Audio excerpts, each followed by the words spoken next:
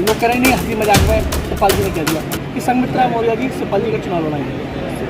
देखिए, हमें उम्मीद तो यही है, ये जितने टिकट कटे हैं यहाँ वो सब समाजवादी पार्टी को हमको सपोर्ट।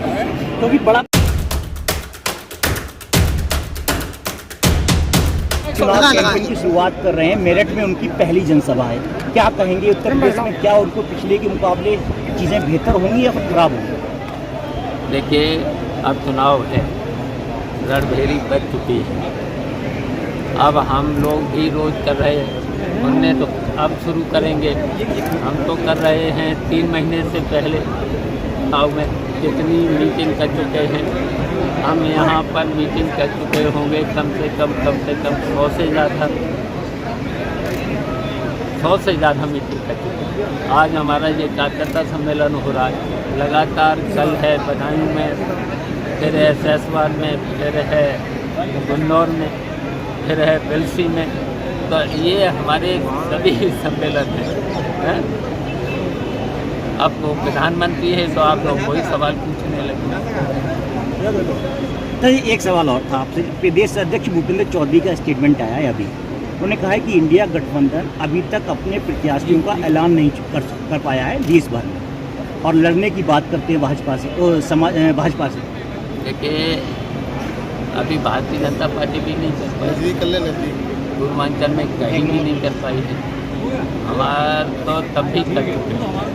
ये रणनीति, हम अपनी रणनीति के अनुसार प्रत्याशी भी देंगे और सभी सीटों पर प्रत्याशी देंगे इंडिया गठबंधन, और सभी सीटों पर भारतीय जनता पार्टी को दादाजी एक आप बड़े लीडर हैं, एक सवाल देश से संबंधित था, बिहार से संबंधित था। बिहार में कांग्रेस का अलायंस हुआ अन्य पार्टियों के साथ। पूर्णिया सीट से जो दावेदारी कर रहे थे पप्पू यादव जी, तेजस्वी यादव ने साफ कह दिया कि पूर्णिया से उनके परिवार का सदस्य लड़ेगा। जो विलय कर चुके हैं पप्पू यादव जी, क्या कहेंगे आप इसको लेकर? आप देखिए, वो तो वहाँ की स्थिति मुझे क्या पता है। आप बड़े लीडर हैं इसलिए मेरा सवाल है। मुझे वहाँ की स्थिति पता नहीं। शिवपाल जी, आदित्य को लेकर जो चर्चाएं चल रही है कि जो है नामांकन आप करेंगे या जो है आदित्य जी करेंगे, इसको लेकर क्या कहेंगे?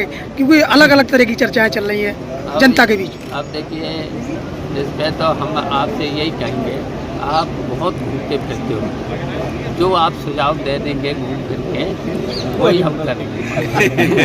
स्वामी प्रसाद मौर्य और अखिलेश यादव के बीच बातचीत हुई है, कल आपको बयान भी आया था कि संघमित्रा मौर्य चुनाव लड़ाएंगे। देखिए, जितने भी हैं, जितने भारतीय जनता पार्टी को टिकट नहीं मिला है, उनमें से कुछ लोग हैं जरूर हमें सपोर्ट करेंगे। नहीं, स्वामी प्रसाद मौर्य वोट भी करेंगे, सपोर्ट भी करेंगे। चाचा जी, स्वामी प्रसाद मौर्य का हमारे लिए वोट भी मांगे। स्टेटमेंट है कल का। उन्होंने ये कहा है कि हमारी कांग्रेस के नेताओं से भी बातचीत हो रही है, अखिलेश यादव जी से भी हमारी बातचीत हो रही है। तो क्योंकि आप करीबी हैं अखिलेश जी के, बैठते हैं बगल में, राजनीति को समझते हुए, तो क्या लगता है कि स्वामी प्रसाद मौर्य को समाजवादी पार्टी में आना चाहिए? चर्चाएं ये भी हैं कि हो सकता है कि वो पीडीए से चुनाव लड़े, कोई सिंबल ना हो और उनको समर्थन कर दिया समाजवादी पार्टी। देखिए, वो बड़े नेता हैं और शुरुआत उनकी लोकदल से है, ये भी मुझे पता है। अब थोड़ा सा जो निर्णय लिया है उन्होंने अभी बीच में, अब क्या कहें उसको, जो बीच में निर्णय आपकी बातचीत हुई है इस बीच? वो निर्णय नहीं लेना चाहिए। तो मैंने तो कहा कि मैं तो सबसे बात करता हूँ और करूँगा। अब ये रणनीति का हिस्सा है और आगे से बता नहीं सकता। कल एक स्टेटमेंट आपका रहा था, ये लोग कह रहे हैं नहीं हंसी मजाक में शिवपाल जी ने कह दिया कि संघमित्रा मौर्य जी शिवपाल जी का चुनाव लड़ाएंगे। देखिए, हमें उम्मीद तो यही है, ये जितने टिकट कटे हैं यहाँ वो सब समाजवादी पार्टी को हमको सपोर्ट। क्योंकि बड़ा बीमा निकल ली और फिर जैसे ही उनके पिता पार्टी में शामिल होते हैं, हालांकि वो बीजेपी की सांसद रही और अभी भी बीजेपी में ही। भारतीय जनता पार्टी बेईमान पार्टी है, सबको धोखा। अच्छा जी, एक सवाल आखिरी आपसे और करना था। कांग्रेस पार्टी को 1400 करोड़ से ज़्यादा का नोटिस दिया है आईटी ने, चुनाव के समय नोटिस दिया है। विपक्षी पार्टियां लगातार इस मुद्दे को लेकर एक है। क्या लगता है आपको कि भाजपा जो है इस तरीके से ईडी, सीबीआई, आईटी, इस पर क्या कहेंगे आप? देखिए, भाजपा विपक्ष को ख़त्म करना चाहिए और विपक्ष पे कभी ईडी, सीबीआई इन लोगों का कभी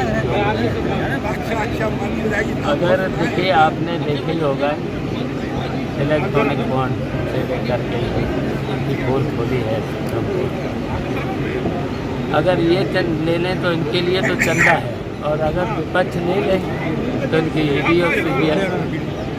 तो भारतीय जनता पार्टी बहुत बेईमान पार्टी है, झूठी पार्टी है, भ्रष्ट पार्टी है।